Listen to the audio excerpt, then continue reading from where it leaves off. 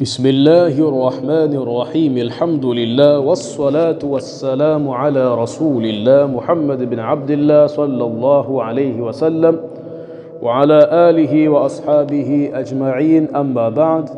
نعم، وتوفيق الله سبحانه وتعالى tunaendelea na somo letu la mustalah, na leo tupo kurasa nambari 37 tukiingia katika kusoma aqsamul hadithi min jihati al-mukhalafa fi riwaya, kwa maana aqsamul hadithi min jihati wujudi al-mukhalafa fi riwaya, vigawanyo vya hadithi katika upande wa kupatikana tofauti kwenye mapokezi ya hadithi. Tamam? Kwa maana hii ikiwa katika namna hii na hii ikiwa katika namna hii inaitwaje au inakuwaje, hukumu yake ni ipi? Tamam? Ndio vigawanyo ambavyo leo tunaingia nini kuvisoma. Anasema Sheikh, ash-shadh wal mahfudh. Tutasoma hadithi ambayo ni shadh na hadithi ambayo ni mahfudh. Anasema Sheikh, ash-shadh hadithi ambayo ni shadh wal hadithu alladhi rawahu thiqatu, ni hadithi aliyoipokea mpokezi ambaye ni thiqa, mukhalifan, hali ya kuwa ni mwenye kutofautiana, fil matni, katika matni ya hadithi yake, au fi sanadi, au katika sanadi ya hadithi yake, man kana awthaqa minhu, hali ya kuwa ni mwenye kutofautiana, man kana awthaqa minhu, na aliyekuwa thika zaidi kuliko yeye. Tamam? Kutofautiana naye katika njia gani? Biziyadatin, kwa kuwepo ziada katika matni yake au sanadi yake, au nuqsanin, au kwa kuwepo mapungufu kwenye matni yake au sanadi yake. Lakini sio hivyo tu, ma'adami imkani aljam'i, pamoja na kushindikana kuzikusanya hadithi mbili hizo. Tamam? Ma'adami imkani aljam'i, pamoja na kushindikana kukusanya kati ya hadithi mbili hizo. Ala maana gani? Mukhalafa unapotokea, kwa maana tofauti inapotokea kati ya hadithi moja na hadithi nyingine, huwa kuna uwezekano wa kuzikusanya na kuto kuwepo uwezekano wa kuzikusanya. Kwa hiyo ukiwepo uwezekano wa kuzikusanya, hatuwezi kuihukumu ile hadithi ya thika wa kiwango cha chini kuwa ni shadh. Tamam?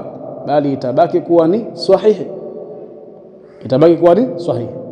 Lakini ikishindikana kuzikusanya, sawa, ikawa hadithi ya thika wa hali ya chini imetofautiana moja kwa moja na hadithi ya thika wa kiwango cha juu, basi hadithi hii ya thika wa kiwango cha chini tutaihukumu kwa nini kuwa ni shadh. Sawa sawa? Na katika kuwezekana kukusanywa kuna fani maalum inaitwa mukhtaliful hadith. Tamam? Tutakuja kuisoma huko mbeleni insha Allah taala. Kwa hiyo ma'adami imkani aljam'i, pamoja na kushindikana kukusanya kati ya hadithi mbili hizo, bihaithu, kwa namna ambayo, yalzamu min qabulihi raddu ghairihi, yalzam, kuna lazimu, min qabulihi, ili kuikubali hadithi moja kati ya hizo hadithi mbili, raddu ghairihi, ni lazima tuirejeshe hadithi nyingine, kwa maana tuikatae hadithi nyingine. Bihaithu, kwa namna ambayo, yalzamu, kuna lazimu, min qabulihi, ili kuikubali hadithi moja kati ya hadithi mbili hizo, raddu ghairihi, kuirejesha au kuikataa nyingine. Sawa sawa? Kwa katika hali kama hiyo, hii hadithi ya thika wa kiwango cha chini itahukumiwa kuwa ni shadhun. Tamam? Sheikh akaanza kusema, amma idha amkana aljam'u, ama itakapowezekana kukusanywa kati ya hadithi hizo mbili, fala yakunu shadhan, hadithi hiyo ya thika wa kiwango cha chini haitakuwa ni shadhan. Tamam? Wa yuqabilu shadhu almahfudha, na inatofautiana hadithi shadh almahfudha na hadithi ambayo ni mahfudh. Tamam? Na hadithi ambayo ni mahfudh. Hadithi mahfudh ni ipi? Hadithi mahfudh ni ile hadithi ambayo ya yule thika wa kiwango cha juu. Tamam? Ni ile hadithi ya yule thika wa kiwango cha juu ambaye hadithi yake imetofautiana na hadithi ya thika wa kiwango cha chini na ikapelekea hadithi ya huyu thika wa kiwango cha chini nini kurejeshwa. Tamam. Kwa hiyo hadithi ya thika wa kiwango cha juu inaitwa al-mahfudhu, al-mahfudhu, lakini hii hadithi ya thika wa kiwango cha chini ambayo imerejeshwa inakuwa nini ash-shadhu. Tamam. Ndio akasema yuqabilu ash-shadhu al-mahfudha, na hadithi ya munshadh inatofautiana na hadithi ya al-mahfudha.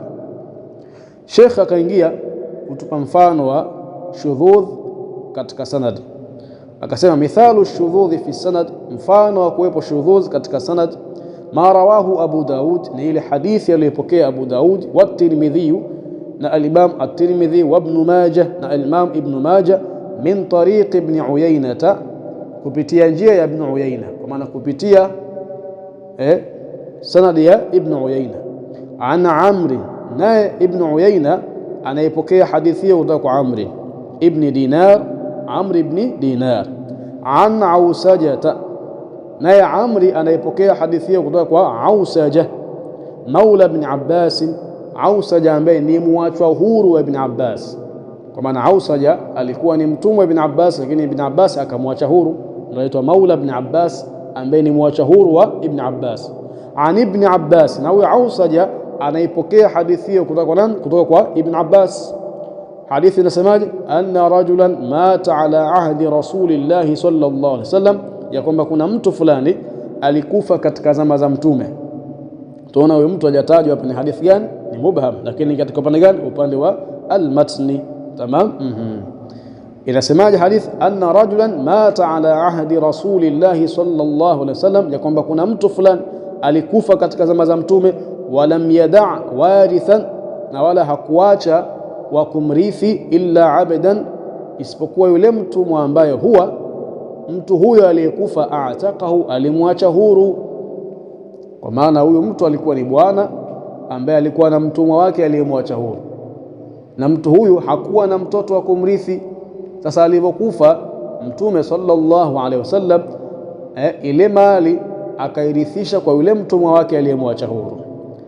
Sasa ndio anasema fadafa Rasulullah sallallahu alaihi wasallam mirathahu ilayhi, Mtume akaikabidhisha, fadafa Rasulullah sallallahu alaihi wasallam, Mtume akaikabidhisha mirathahu, mirathi ya huyo mtu aliyekufa na kuacha mtumwa aliyemwacha huru, ilayhi, akamkabidhisha nani? Yule mtumwa wake aliyeacha huru. Tamam. Fadafa Rasulullah sallallahu alaihi wasallam, Mtume akaikabidhisha mirathahu, ile mirathi yake, ilayhi, kwa yule mtumwa wake aliyemwacha huru. Alhaditha, mpaka mwisho hadithi. Tamam. Anasema Sheikh, waqad taba'a Ibn Uyaynah ala waslihi Ibn Jurayj wa ghayruhu. Waqad taba'a, hakika wamemfuata Ibn Uyaynah, wamemfuata Ibn Uyaynah. Ibn Uyaynah ni maf'ulun bihi. Tamam. Fa'il wa taba'a ni Ibn Jurayj na ghayru. Tamam. Kwa hiyo waqad taba'a Ibn Uyaynah, hakika walimfuata Ibn Uyaynah ala waslihi, juu ya kuipokea hadithi hii ikiwa ni muttasil. Wasli kwa maana kuipokea hadithi hii ikiwa ni muttasil, kwa maana kuipokea hadithi hii ikiwa sanadi yake imeungana. Ibn Jurayj wa ghayruhu, na mwingine katika wapokezi wa hadithi, kwa maana Ibn Jurayj na huyo mwingine katika wapokezi wa hadithi walimfuata Ibn Uyaynah, wakawa wote wamepokea hadithi hii ikiwa ni muttasil, ikiwa sanadi yake imeungana. Wa khalafahum Hammad ibn Zaid, lakini akaja kuwa khalif hawa watu watatu. Nani? Ibn Uyaynah na Ibn Jurayj na mpokezi mwingine Hammad ibn Zaid. Hammad ibn Zaid akaja kuwa khalifu hawa. Farawahu an Amr ibn Dinar, huyu Hammad akaipokea hadithi an Amr ibn Dinar, akaipokea hadithi kutoka kwa Amr ibn Dinar, an Ausajata, kutoka kwa Ausajata. Walam yadhkur Ibn Abbas, na huyu Hammad ibn Zaid hakumtaja Ibn Abbas, bali rawahu mursalan, alipokea hadithi hii ikiwa ni mursal. Sawa. Kwa maana Hammad katika sanadi yake hakutajwa Ibn Abbas, na Ibn Abbas ni sahaba, na kwa kuwa hakutajwa Ibn Abbas ambaye ni sahaba, hadithi hii ikawa ni mursal. baada ya kuwa ni muttasil. Tamam.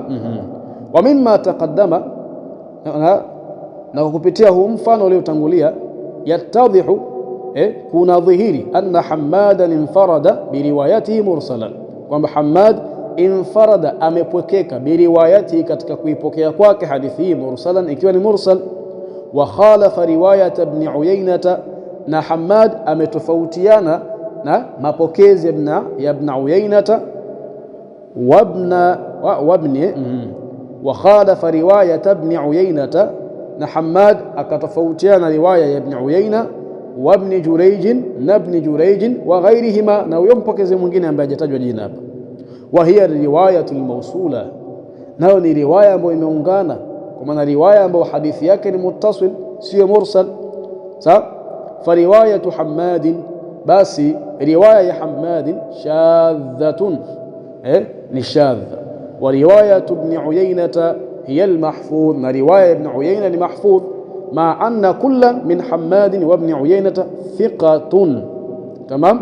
Ma anna, pamoja na kwamba kullan, kila mmoja, min Hammadin, ambaye wa kwanza ni Hammad, wa ibn Uyaynah, na wa pili ibn Uyaynah, thiqatun, kila mmoja kati ya wale ni thiqa. Lakini kwa kuwa Hammad ametofautiana na thiqa kuliko yeye ambaye ni ibn Uyaynah na ibn Jurayj na mpokezi mwingine, basi riwaya yake ikawa ni shadhatu. Tamam. Na kwa nini imekuwa ni shadha? Kwa sababu wametofautiana katika upande wa sanad. Hii ya kina ibn Uyaynah na ibn Jurayj imepokelewa ikiwa ni muttasil, na hii imepokelewa kwa ni mursal. Tamam. Hakadha. Kwa hiyo huu ni mfano wa shudhuz katika as-sanad. Wa mithalu shudhuz fi al-matni, na mfano wa shudhuz katika matni, ma rawahu Muslim, ni ile hadithi aliyoipokea Imam Muslim, an Nubayshata al-Hadhali, an Nubayshata al-Hadhali, kutoka Nubayshata al-Hadhali, qala, amesema, qala Rasulullah sallallahu alaihi wasallam, mtume amesema, ayamu tashriqi, masiku ya kuanika nyama, ayamu aklin wa shurbin, ni masiku ya kula na kunywa. Fa innahu, hakika hadithi jaa min jami'i turuqihi hakadha, imekuja katika njia zake zote, hakadha, kwa namna hii. Warawahu Musa ibn Ulay bitasghiri, kwa kuifanya tasghiri hii Ulay ilikuwa ni Ali, lakini baada ya tasghiri ikawa ni Ulay. Tamam. Warawahu Musa, na akaipokea hadithi Musa ibn Ulay, mtoto wa Ulay, bitasghiri, kwa kuifanya tasghiri hii Ulay ibn Ribah, ambaye ni mtoto wa Ribah, an abihi, kutoka kwa baba yake ambaye ni Ribah, an Uqbah ibn Amir, kutoka kwa Uqbah ibn Amir, biziyadatin, kwa ziyada inayosema yaumu arafata, yaumu arafata, kwa maana ayamu tashrik wa yaumu arafata ayamu aqlin wa shurbin. Sawa sawa. Sasa baada ya kwa hivi, fa hadithu Musa shadh, bas hadithi ya Musa ibn Ulay ikahukumiwa kuwa ni shadh, limukhalafatihi aljama'ata bitilka ziyadati, limukhalafatihi, kwa sababu ya kutofautiana kwake Musa aljama'ata, na kundi la wapokezi wengi wa hadithi, bitilka ziyadati, kwa kuwepo ziada hiyo kwenye nini? Kwenye matni yake. Tamam. Kwa hiyo Musa ibn Ulay ni thika, lakini ametofautiana thika wengine zaidi ya mmoja. Sawa sawa, katika nini? Katika upande wa matni, kwa kuongeza ziada ya yaum Arafa. Tamam. Hukmu ya hadithi, innahu dha'ifun بخلاف المحفوظ فإنه مقبول. حكم حديثي أنه ضعيف، حقيقة حديثي ضعيف، بخلاف المحفوظ، كنيومنا إلى حديث من محفوظ، فإنه حقيقة حديث من محفوظ مقبول، ni yenye kukubaliwa. Tamam. Kwa hiyo katika mfano wa kwanza hapa tulotolewa wa shudhuz fi sanad, hadithi ya Hammad ni shadh, na hadithi ya ibn Uyaynah na ibn Jurayj ni mahfudh. Tamam. Na katika mfano huu wa matni, mfano wa shudhuz katika matni, hadithi ya nani? Ya Musa ibn Ulay ni shadh, na hadithi iliyopokelewa na wapokezi wengine sawa sawa ni mahfudh. Sawa sawa. Na ashadh ni hadithi ambayo thika, mpokezi ambaye ni thika au saduqun, anamkhalif yule ambaye ni thika zaidi yake, au anawakhalif thika zaidi ya mmoja, kwa maana anakhalif kundi la wapokezi ambao ni thika. Sawa sawa. Tofauti na al-munkar wal ma'ruf ambao tutakuja kuisoma sasa hivi. Tamam. Baada ya hapo Sheikh akaingia katika al-munkar wal ma'ruf, kwa maana hadith munkar na hadith ma'ruf. Anasema al-munkar, hadith munkar huwa ma rawahu adh-dha'if, ni hadithi aliyopokea mpokezi ambaye ni dhaifu, mpokezi ambaye ni dhaifu, tofauti na hadithi ambayo ni shadh. Tamam. Huyo al-munkar, hadithi ambayo ni munkar, huwa ma rawahu adh-dha'if, ni hadithi aliyopokea mpokezi ambaye ni dhaifu, mukhalifan, hali ya kuwa ni mwenye kutofautiana, liman huwa aula minhu, na yule aliyekuwa mbora kuliko yeye, min athiqati, ambaye ni katika wapokezi ambao ni thika, ambaye ni katika wapokezi ambao ni thika. Tamam. Kwa hiyo hadithi ambayo ni munkar ni hadithi ambayo mpokezi dhaifu anatofautiana na mpokezi ambaye ni thika. Sawa. Na hadithi shadh ni hadithi ambayo mpokezi thika anatofautiana na mpokezi ambaye ni thika kuliko yeye. Tamam. Wa yuqabiluhu al-ma'ruf, na inatofautiana hadith munkar al-ma'ruf na hadith gani? Al-ma'ruf. Tamam. Wa huwa, na hiyo hadith ma'ruf, hadithu thiqati, ni hadithi ya thika, alladhi, thika ambaye khalafahu adh-dha'ifu, ame tofautiana na yule mpokezi ambaye ni dhaifu. Tamam. Wa huwa, na hiyo hadithi ma'ruf, hadithu thiqati, ni hadithi ya thika, alladhi, thika ambaye khalafahu adh-dha'ifu, ametofautiana mpokezi wa hadithi dhaifu. Tamam. Kwa hiyo hadithi ambayo dhaifu anatofautiana na thika inaitwa al-munkaru, na ile hadithi ambayo yule thika sawa aitofautiana na mpokezi wa dhaifu inaitwa al-ma'ruf, kwa maana ni hadithi hii moja, lakini hadithi ya dhaifu sawa inahukumiwa kwa nini? Kuwa ni munkar baada ya kuwa nini? Imetofautiana na hadithi ya yule ambaye ni thika, na ile hadithi ya thika ambaye imetofautiana na hadithi ya dhaifu inaitwa al-ma'ruf. Tamam. Hakadha.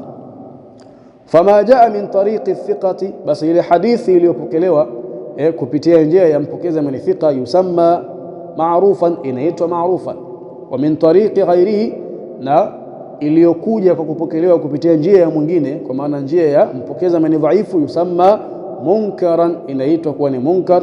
Wa hadha, na qawlihi huwa al-mu'tamad al-mashhur, huwa al-mu'tamad, ndio kauli inayotegemewa, al-mashhur, na yenye kufahamika, kama rajjahahu Sheikhul Islam Ibn Hajar, kama alivyoitilia nguvu Sheikhul Islam Ibn Hajar, ambaye ni Ibn Hajar al-Asqalani, Sheikhul Islam fi al-hadith. Tamam. Sheikhul Islam, ukisikia Sheikhul Islam ni mtu ambaye sawa amefikia upeo wa juu katika fani fulani, sawa katika fani fulani. Kwa hiyo kila fani ina Sheikhul Islam wake, sawa.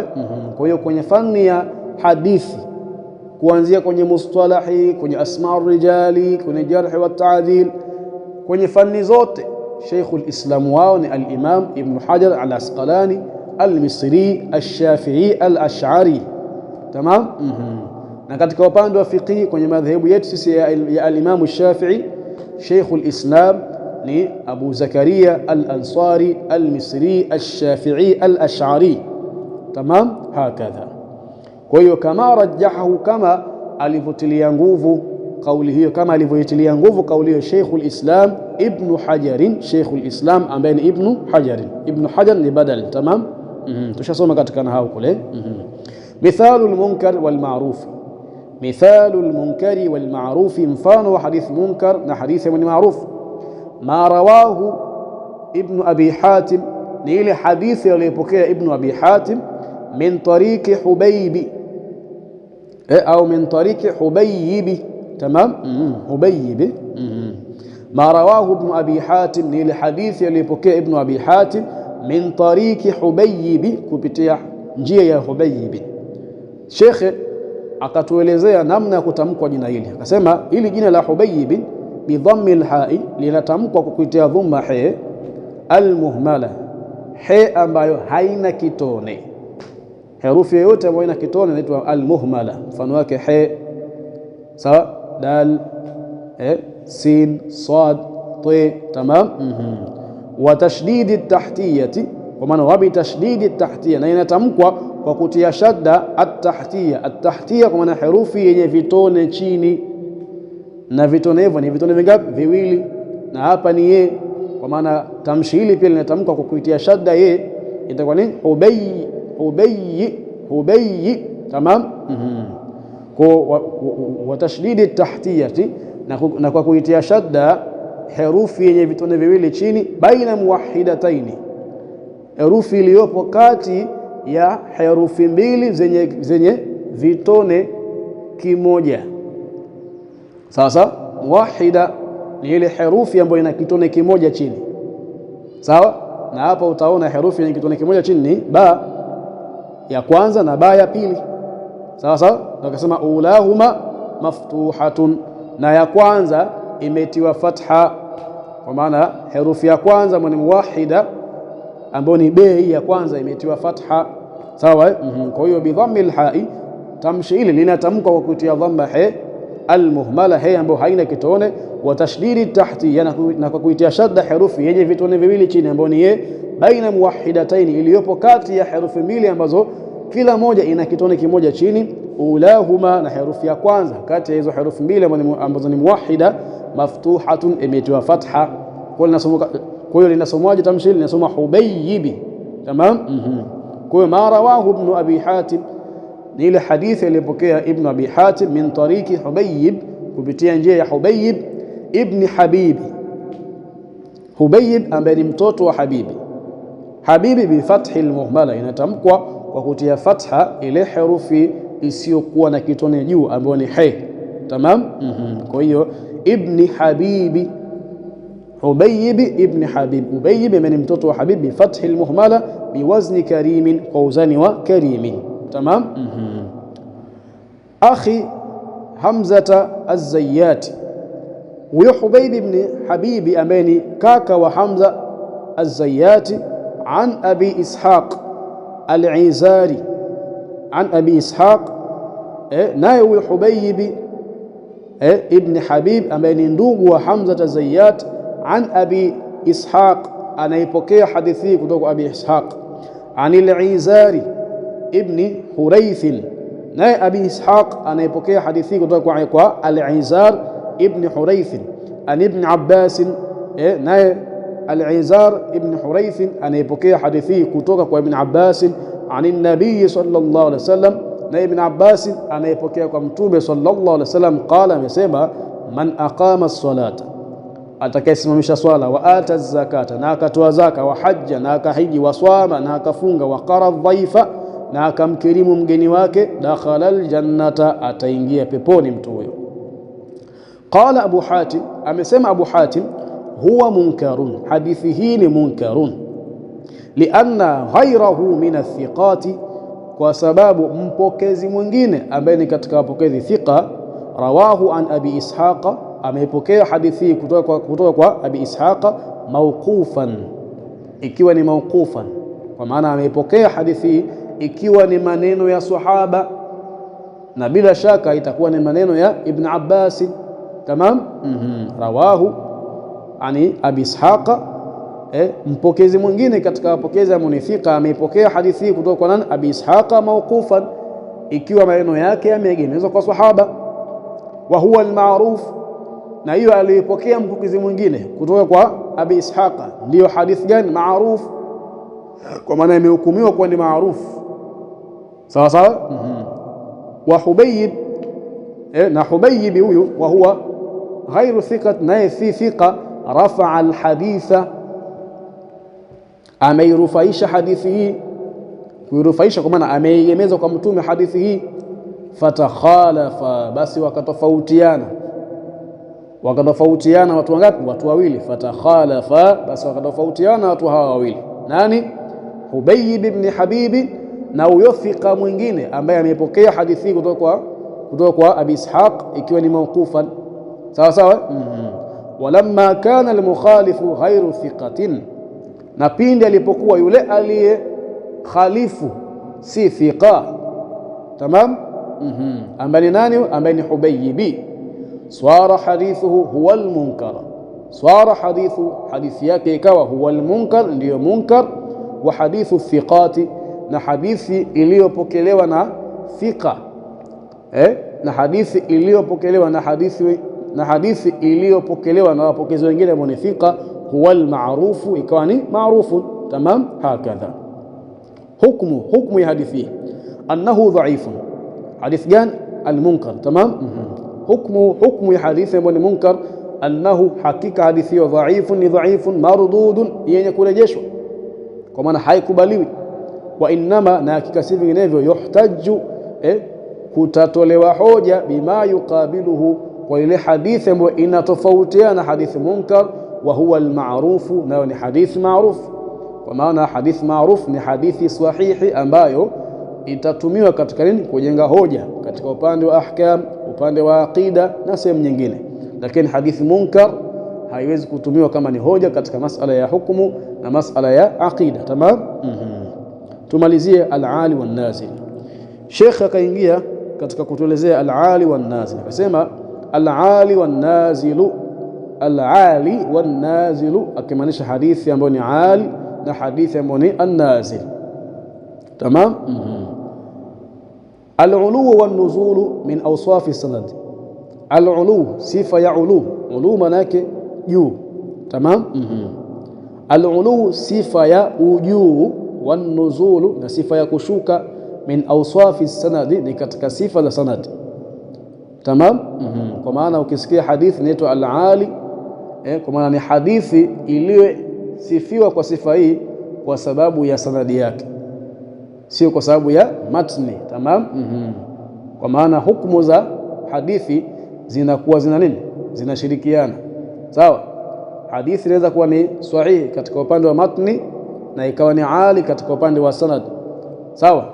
Na hadithi inaweza kuwa ni sahihi katika upande wa matni na ikawa ni an-nazil katika upande wa as-sanad. Kwa hukumu ya kusifiwa hadithi kuwa ni ali na kuwa ni an-nazil ni kupitia sanadi yake. Tamam. Ndio akasema al-ulu, sifa ya ujuu, wan nuzulu, na sifa ya kushuka, min awsafi sanad, ni katika sifa za as-sanad. Fal isnadul ali, basi sanadi ambayo ni ali, fal isnadul ali, basi sanadi ambayo ni ali, walladhi qallat rijalu, ni ile sanadi ambayo wapokezi wake ni wachache. Wan nazilu, na sanadi ambayo ni nazil, walladhi kathurat rijalu, ni ile sanadi ambayo wapokezi wake ni wengi. Tamam. Kwa hivyo inapotokea sanad ya mpokezi fulani kutoka kwake yeye mpaka kumfikia Mtume sallallahu alaihi wasallam, au mpaka kumfikia sahaba, kuna wapokezi wangapi? Watatu au wawili, basi sanadi hiyo tutaita al-ali. Lakini tutaita al-ali kivipi? Ikiwa kuna hadithi nyingine ambayo inafanana na hadithi ya mpokezi huyu, imepokelewa kwa wapokezi wengi kuliko nini? Hadithi hii. Kivipi? Hadithi ya huyu ambayo ni al-ali, kutoka kwa mpokezi wa mwisho mpaka kumfikia Mtume kuna wapokezi watatu, lakini inakuja hadithi nyingine kupitia matni ile ile ambayo ni an-nazil. Sawa. Hadithi ambayo mpokezi wa mwisho kutoka kwake yeye mpaka kumfikia Mtume kuna watu 6 au kuna watu 8. Sawa sawa. Hakadha. Kwa hiyo ya huyu hapa itaitwa ni al-ali na ya huyu itaitwa an-nazil. Tamam. Wal-ali, na hadithi ya al afdal limaziyati al-qurbi min an-nabi sallallahu alaihi wasallam, na hadithi al-ali kwa maana hadithi ambayo sanadi yake na watu wachache, afdalu, ni bora zaidi, limaziyati al-qurbi, limazia, mazia kwa maana nafasi. Sawa sawa sawa sawa, au daraja. Tamam. Kwa hiyo limaziyati al-qurbi, kwa sababu ya daraja yake kuwa karibu, minan nabii sallallahu alaihi wasallam, kutoka kwa Mtume, au minal kitabi, au kutoka kwenye kitabu. Kitabu ni vipi? Ni mwanafunzi anapokea kitabu cha shekhe wake ambacho kina hadithi. Sawa sawa. Na ndani ya kitabu kutoka kwa shekhe wake mpaka kumfikia Mtume kuna wapokezi wachache. sawa sawa, hakadha. Kwa hiyo au min alkitab, au kutoka nini, kwenye kitabu, au imam, au kutoka kwa imam, alladhi, imamu ambaye yatasulu bihi rawi, mpokezi anafungamana na yeye katika nini, katika ile mnyororo wa sanad. Tamam. Mfano wake al-Imam Malik. Al-Imam Malik yeye hadithi zake ni sanad ali, zina sanadi ya juu. Sasa hadithi zake zina sanadi ya juu kwa sababu gani? Amebahatika kupokea kwa maimamu ambao kutoka kwa maimamu wao mpaka kumfikia mtume hakukuwa kuna watu wengi, ilikuwa ni imam tabi'i, sahaba, mtume, sawa, hakadha. Kwa hiyo wal ali afdal li maziyati alqurbi min an-nabii sallallahu alayhi wasallam, kuna hadithi ambayo ni ali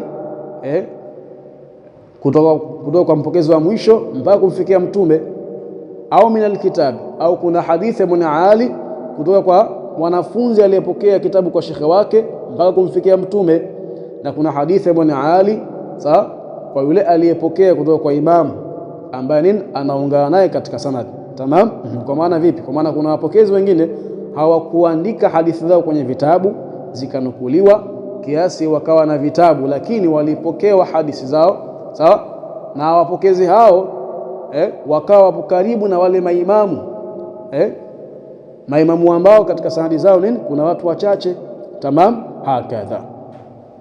Na kuna tofauti kidogo kati ya almuhaddithun na asufia. Almuhaddithuna kwa wao as-sanadul ali huwa al-afdal, kama alivyosema Sheikh hapa, si ndio? Sanadi ambayo ina wapokezi wachache ndio bora, lakini katika upande wa asufia, upande wa masufi, as-sanadun nazilu, sanadi ambayo nini ina wapokezi wengi ndio bora, sawa sawa. Sasa kwa nini as-sanadul ali kwa upande wa almuhaddithuna kwa ni bora? Kwa sababu ndani yake kuna uchache wa makosa, au pengine yasikuto kabisa hayo makosa, sawa, lakini pia inakuwa haina uzito sana katika kuichambua na kuifanyia utafiti. Ndio maana as-sanadul ali kawa ni bora kwa upande wa almuhaddithuna. Lakini upande wa sufia as-sanadun nazil, sanadi ambayo ina wapokezi wengi, sawa. Na hapa upande wa masufi atuzungumzii kwamba ni hadithi, pengine mtu anapokea uradi sawa, au anapokea kitabu cha suluk, sawa sawa. Sasa wao kile kitabu ambacho wamekipokea au ule uradi ambao wamepokea, uradi ambao kwenye sanadi yake kuna watu wengi, kwa wao ndio bora. Kwa sababu gani? Kwa sababu wanaitakidi kathratu albaraka, uwepo wa baraka nyingi. Kwa sababu gani? Wa ule wingi wa mashekhe, sawa. Kwa hiyo masufi walipokuwa wakipokea kitabu au uradi sasa kutoka kwa mashekhe zao, kisha sanadi yake ikawa ina watu wengi, sanadi hiyo kwa wao ndio ilikuwa ni bora. Kwa sababu gani? Likathratil baraka, kwa sababu ya wingi wa baraka. Kwa walikuwa wanaitakidi wingi wa baraka kupitia ile sanadi. Lakini muhaddithuna wao katika upokezi wa hadithi au vitabu vya hadithi, wao wanaona kwamba as-sanadul ali ndio bora zaidi. Tamam. Sheikh kaingia katika kutueleza hukumu ya hadithi ambayo ni al-ali na an-nazil, sawa. Na tumesema hadithi hii inapewa sifa kuwa ni al-ali au an-nazil kwa mujibu wa yani kupitia upande wa as-sanad. Tamam. Inaweza kawa ni hadithi muttasil na hapo ikawa ni al-ali, sawa sawa. Kwa sababu gani? Sanadi yake imeungana, lakini pia sanadi yake na watu wachache, sawa. Na inaweza hadithi ikawa ni mauqufu, imeegemezwa kwa sahaba na ikawa ni al-ali, sanadi yake ni ali, sawa. Lakini pia vile vile inaweza kuwa ni marfu na ikawa ni an-nazil, na inaweza kuwa ni al-marfu na inaweza pia ikawa ni al-ali. Tamam, hakadha. Kwa hukumu ya hadithi annahu kad yakunu sahihan, huenda ikawa ni sahih, au hasanan, au huenda ikawa ni hasan, au dha'ifan, au huenda ikawa ni dhaifu. Wa hadha, assalamu alaykum wa rahmatullahi wa barakatuh, wal afwa minkum.